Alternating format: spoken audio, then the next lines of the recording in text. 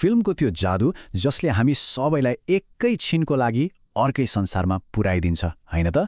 तर कहिले सोच्नु भएको छ कसरी एउटा सानो सोच, एउटा सानो आइडिया विश्वभरका पर्दामा छाउने एउटा भव्य अनुभव बन्छ?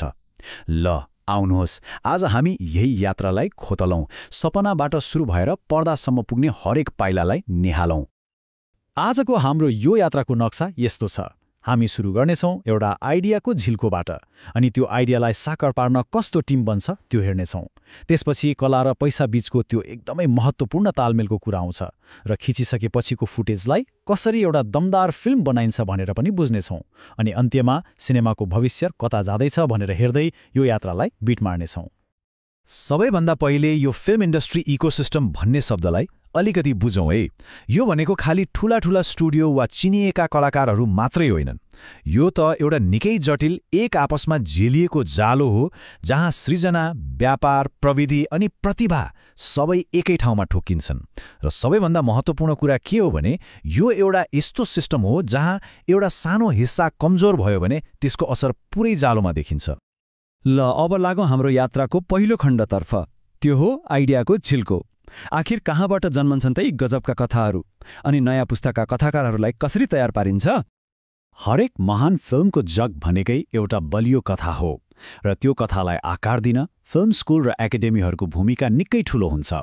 यी ठाउँहरूले क्यामेरा चलाउने वा एडिटिङ गर्ने जस्ता प्राविधिक कुरा मात्रै सिकाउँदैनन्, यिनीहरूले त सृजनात्मक सोच र कथा भन्ने कलालाई तिखार्छन्। सायद त्यो भन्दा पनि महत्त्वपूर्ण कुरा यिनीहरूले भविष्यमा सँगै काम गर्ने सहकर्मी र साथीभाइको नेटवर्क बनाउने पहिलो ढोका खोलिदिन्छन्।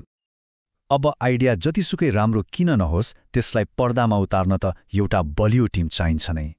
त्यसो भए अब दोस्रो खण्डमा प्रवेश गरौँ, जहाँ एउटा सोचलाई कसरी साकार पारिन्छ र एउटा टिमको केमिस्ट्रीले कसरी साँच्चीकै जादु सृजना गर्छ भन्ने बारेमा कुरा गरौँ। फिल्म बन्नु अगाडिको चरणमा केही मुख्य खेलाडीहरू हुन्छन्। निर्देशक, जो त्यो सृजनात्मक जहाजको क्याप्टेन हो, अनि निर्माता, जसले त्यो जहाज चल्न चाहिने इन्धन र सबै स्रोत साधनको जोहो गर्छ।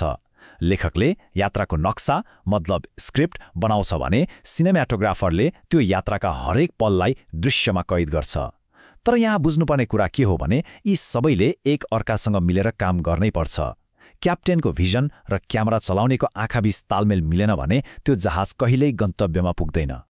भनेपछि अन्तिम कुरा के हो त भन्दा एउटा फिल्म कुनै एकजनाको प्रतिभाको प्रदर्शन मात्रै होइन, यो त एउटा साझा सपना हो, र यसको सफलता निर्भर गर्छ टिमको केमिस्ट्रीमा, उनीहरूको सहकार्यमा। जब निर्देशक, लेखक, निर्माता र कलाकारको तालमेल ठ्याक्कै मिल्छ, तब मात्र पर्दामा त्यो अविस्मरणीय जादु देखिन्छ। अब लागौँ तेस्रो खण्डतिर, जहाँ कला र पैसाको भेट हुन्छ। फिल्म निर्माणको यो सायद सबैभन्दा चुनौतीपूर्ण तर वास्तविक पाटो हो। यहीँनिर आएर सृजनात्मक सपनाहरूले बजेटको कठोर वास्तविकताको सामना गर्नुपर्छ। एउटा फिल्म बनाउन पैसा आखिर जान्छ कहाँ त? यो चार्टले एउटा रमाइलो चित्र देखाउँछ। हेर्नुस् त, झन्डै आधा बजेट मतलब 45% सिधै कलाकार र प्राविधिक टिममा जान्छ। त्यसपछि 25% प्रोडक्सन र सेट डिजाइनमा, 15% पोस्ट प्रोडक्सनमा र 10% मार्केटिङमा। यसको मतलब के हो भने फिल्म बनाउनु भनेको मूलतः मान्छेमा गरिने लगानी हो। फिल्मका लागि पैसा जुटाउने बाटा पनि फरक हुन्छन्। एउटा हो स्टुडियोको बाटो, अर्को हो इन्डी फिल्मको। स्टुडियो फिल्ममा ठूला कम्पनीले लगानी गर्छन्, त्यसैले बजेट त ठूलो हुन्छ, तर फिल्म कस्तो बनाउने भन्नेमा उनीहरूकै नियन्त्रण बढी हुन्छ। उनीहरूको मुख्य लक्ष्य नै बक्स अफिसमा सफल हुनु हो। अर्कोतिर इन्डी फिल्महरू स्वतन्त्र रूपमा बन्छन्, जहाँ निर्देशकको सोच नै सर्वोपरि हुन्छ, तर पैसा जुटाउनु आफैमा ठूलो चुनौती हुन्छ। यहाँ लक्ष्य भनेको कलात्मक अभिव्यक्ति हो। यो कला र पैसाको द्वन्द्वलाई एउटा भनाइले एकदमै राम्रोसँग समेट्छ।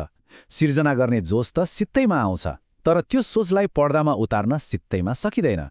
यो भनाइले नै देखाउँछ कि हरेक फिल्ममेकर कसरी कला र पैसा बीचको एउटा मसिनो डोरीमा हिँडिरहेको हुन्छ। अब जाउँ हाम्रो चौथो खण्डमा।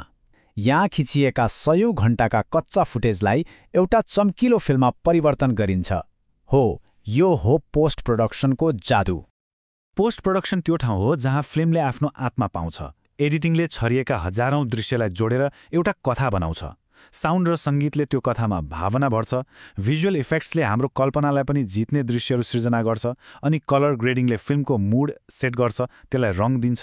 र अन्त्यमा फाइनल मेक्सले यी सबैलाई मिलाएर एउटा त्यस्तो अनुभव तयार पार्छ जुन हामी कहिल्यै बिर्सन सक्दैनौँ। र अब हाम्रो अन्तिम खण्डमा आउनुहोस् भविष्यतिर हेरौँ।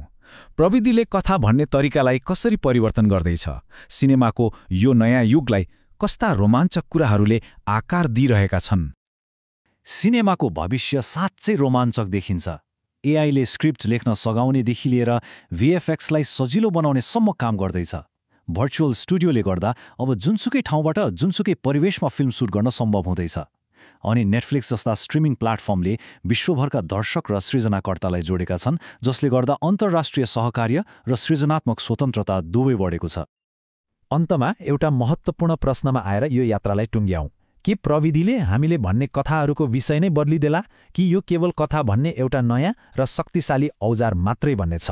सायद यही प्रश्नको उत्तरमा नै सिनेमाको पुरै भविष्य लुकेको छ।